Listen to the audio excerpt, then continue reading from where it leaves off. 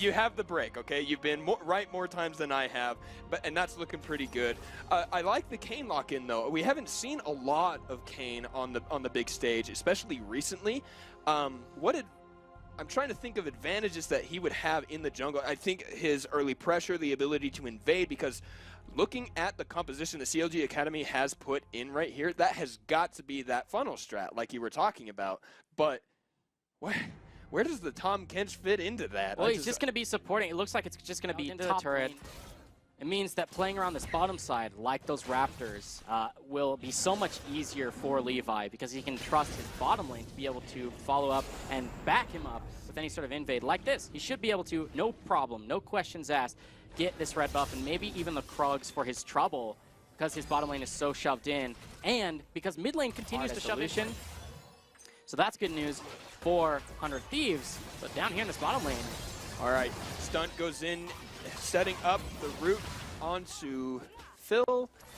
Running just low on mana is Rikara, but here comes the first real gank here. Levi going on to Fallen Bandit. He's already slowed. He's going to jump out, and he goes down. First blood for Brandini. Big oof, Juhadre. That's the one problem to actually get that gank off. Speaking of which, this is going to be painful. He still has his splash, but I don't think he's going to use it. He's just going to sacrifice it here. Again, Levi getting the second kill onto Fallen Bandit.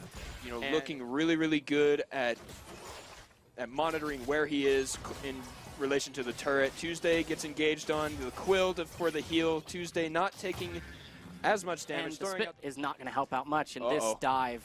Ooh. Level 6 on Linsanity, flashes forward, instant cleanse there from Tuesday. The dive is still there, Linsanity is taking turret aggro, but the shields from Rakan are in. That Battle Dance saving the dive, but the cleanse pickup from Tuesday. Yeah, the hope for CLG finally sparkled back, because they were definitely dead. Levi wants to go in onto Fallen Bandit. Brandini is there. The Chilling Smite flash finally used. The Infected Cleaver goes in. Brandini is kiting.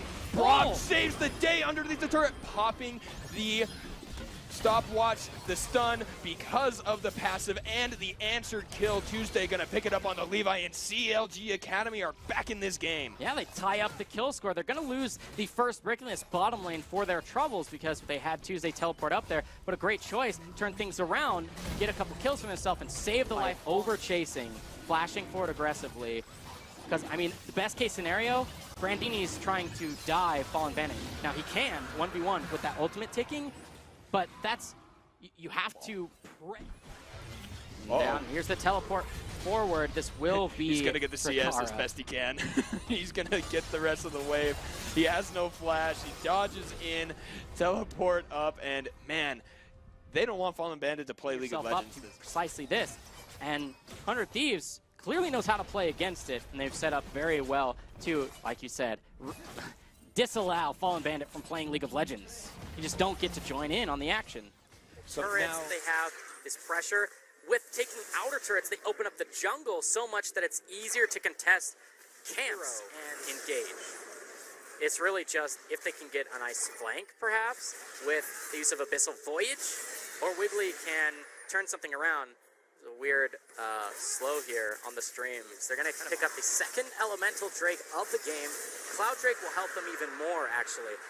Normally, people just kind of groan and roll their eyes. He has the QSS, if necessary. And they're actually going to go right onto Rikara. A lot of damage there. The exhaust onto Stunt. Rikara taking more damage, but in comes Linsanity from the top side. Levi on the other. That's a flash forward onto Tuesday. Look at the combo here. Rakan goes in, gets hit, and goes down. Phil gets that kill. Fallen Bandit joins in.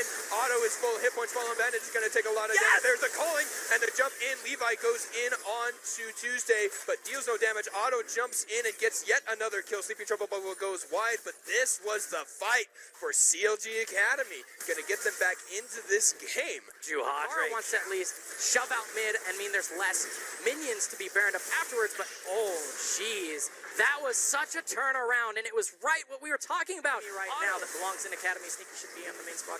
Lol, there it was. But here's the other interesting thing. Look at the kill score, 5 and 4, right? Never mind, 2 things here. Oh, but here's the engage. Tahm Kench saves the Wiggly, and Tuesday ends up going down, but where is the rest of the fight? Phil gets the kill onto Stunt. Wiggly's going to go down. Phil is going to go down, and Otto died earlier on in that fight. 100 Thieves suddenly turn what should have been a win for CLG right there into their own. Yeah, unfortunately, you can only QSS one thing, either the charm or the suppress. Linsanity and Stunt both found Otto in that fight, and ultimately it was the charm that became true. It kept him in a really compromised position. That will be a turnaround and almost a complete wipe. Fallen Bandit still has the Baron buff and is pushing out that side lane. Can't defend mid, so this is the correct choice by him. I think it's an overstay if 100 Thieves think that they can take that inhibitor, but at least they've opened up the base. Yes. That's bad news for CLG.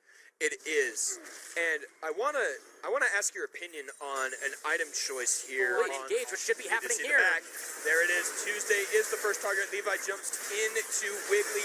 The Glacial Fissure goes up. Look at all this anti-healing going in onto Brandini. That's an ult onto Tuesday to jump in from Rakan. Stunt is going to survive somehow, but CLG Otto jumps forward. He ults forward. Almost gets a kill onto Brandini. Fallen Bandit gets that one instead. Rakara is next up. Throws out the ultimate. Gets a kill of his own. Rakara!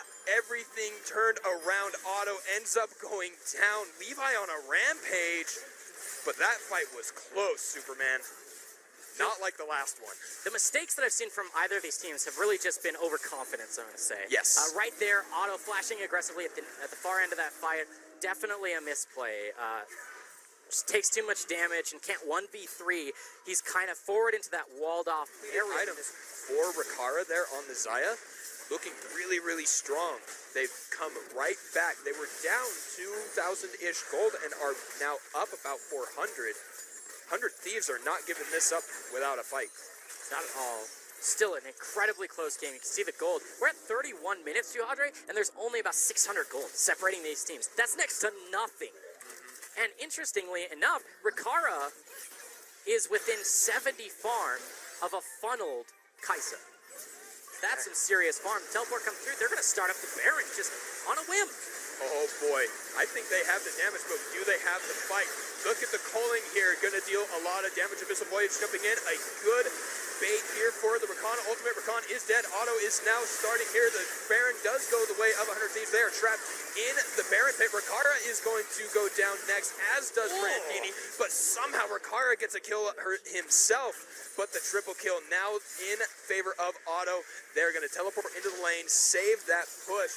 Levi, the only one left. Will he be able to stop any aggression? He is the only one with the Baron buff here, giving himself away. Tuesday with the chase just to buy a little bit of time for CLGA to push up that mid lane. What Levi was trying to do there is just kill the wave so that there's no ability to remove the backdoor bonus.